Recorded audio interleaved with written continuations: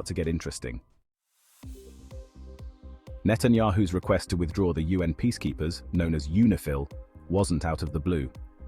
This move has been brewing for quite some time, and it's rooted in a complex web of regional politics and security concerns. For years, Netanyahu has been vocal about his dissatisfaction with UNIFIL. He argues that the peacekeeping force is not only ineffective, but also biased against Israel. According to him, their presence in southern Lebanon has done little to curb the threats Israel faces. Netanyahu has often painted a picture of UNIFIL as a group of international soldiers enjoying a never-ending picnic in southern Lebanon, rather than fulfilling their mandate. He believes that their relaxed approach has allowed Hezbollah to grow stronger. His main argument centers around Hezbollah, the Lebanese militant group that has significant influence in the region. Netanyahu claims that Hezbollah's presence and activities in southern Lebanon pose a direct threat to Israel's security. According to Netanyahu, UNIFIL has turned a blind eye to Hezbollah's actions. He accuses the peacekeepers of failing to disarm the militant group and not doing enough to maintain peace in the area. He claims that instead of keeping the peace, UNIFIL has allowed Hezbollah to operate freely, which undermines the very purpose of their mission. This has led to a growing frustration within the Israeli government. Netanyahu's solution?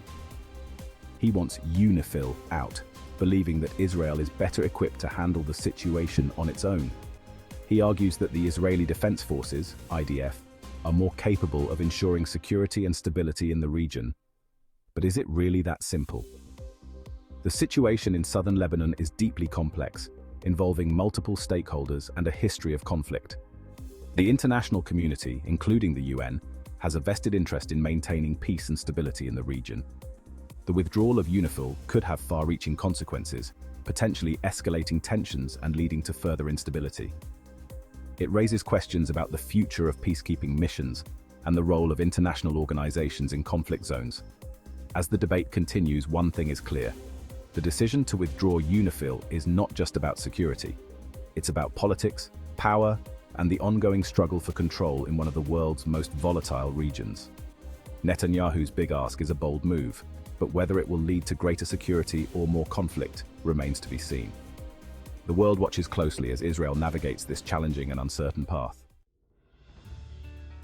France, however, wasn't buying what Netanyahu was selling.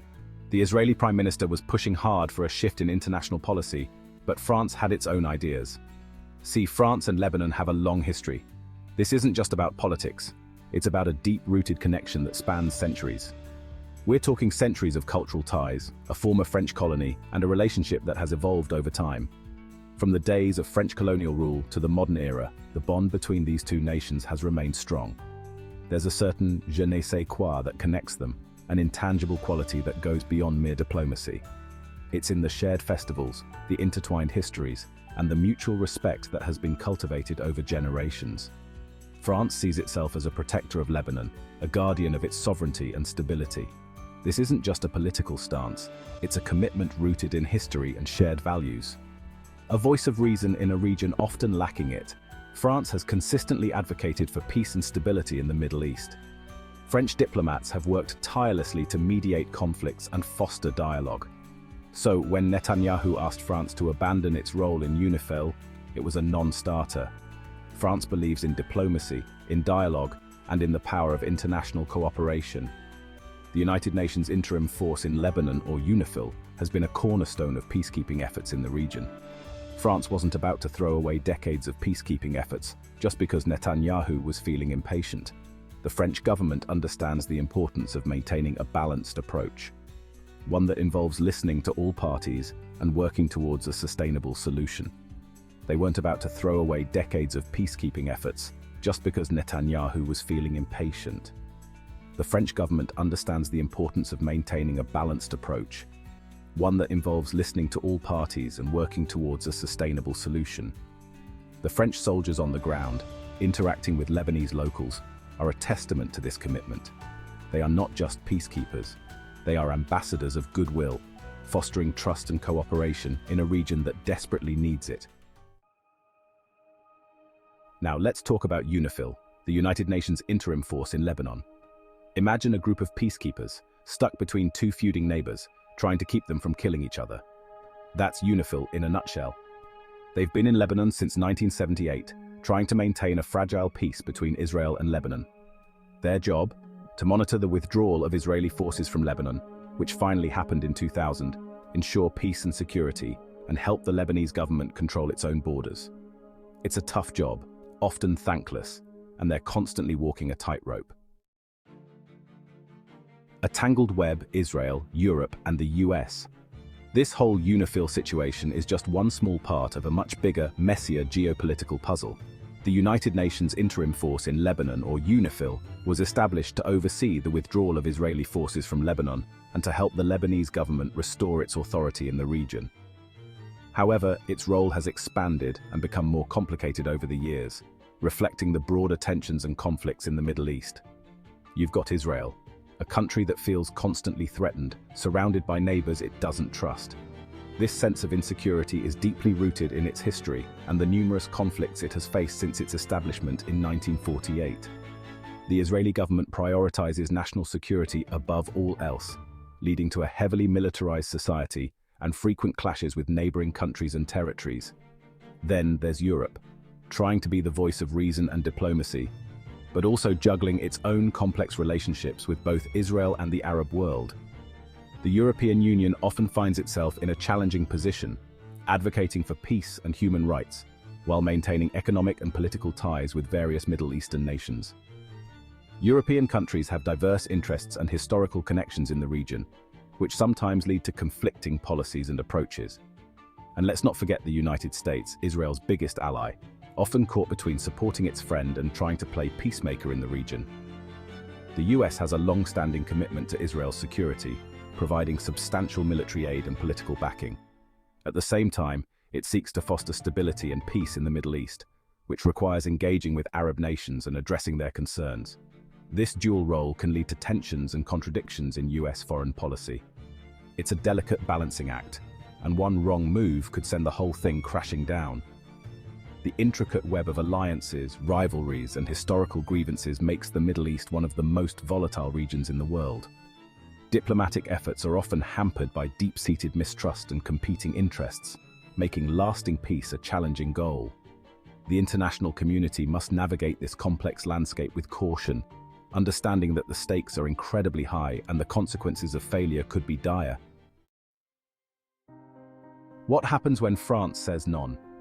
France's refusal to back Netanyahu's plan sends a clear message. We're not giving up on diplomacy. It shows that France is willing to stand up to Israel, even when it's uncomfortable, and that they're committed to finding a peaceful solution, even if it takes longer than a Twitter rant. This move also puts pressure on the US. Will they side with their longtime ally, Israel, or will they support France's diplomatic approach? It's a tough call, and the outcome could have major implications for the region. A future with UNIFIL, maybe. So what does the future hold for UNIFIL? It's hard to say for sure. Netanyahu's request, while rejected, highlights the growing dissatisfaction with UNIFIL's perceived ineffectiveness. France's stance, on the other hand, shows that there's still international support for the peacekeeping mission. The question is, can UNIFIL adapt to the changing realities on the ground, or will it become irrelevant, a relic of a bygone era? Only time will tell.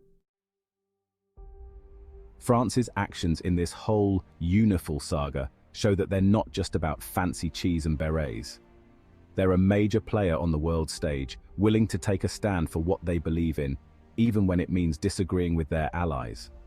This isn't just about Lebanon, it's about France asserting itself as a diplomatic heavyweight, a champion of multilateralism in a world increasingly tempted by unilateral action. As for the Middle East, well, some things never change. The region remains a powder keg of tensions, with historical grievances, religious differences, and political rivalries simmering just below the surface. The UNIFIL debate is just one symptom of a much deeper problem: the lack of trust between Israel and its neighbors. Until that fundamental issue is addressed, any solution, whether it involves UN peacekeepers or not, is likely to be temporary at best. France's rejection of Netanyahu's request was a watershed moment. It showed the world that France is willing to stand up for its beliefs, even when it means going against the grain. It highlighted the complexities of the Israeli-Lebanese conflict and the challenges facing UNIFIL. Most importantly, It reminded us that diplomacy, while often frustrating and slow, is still the best hope for peace in a region desperately in need of it. So, there you have it. The UNIFIL saga, a tale of international intrigue, diplomatic maneuvering, and a whole lot of uncertainty. Will France's gamble pay off? Will UNIFIL survive? Will the Middle East ever find peace? Stay tuned, folks, because this story is far from over.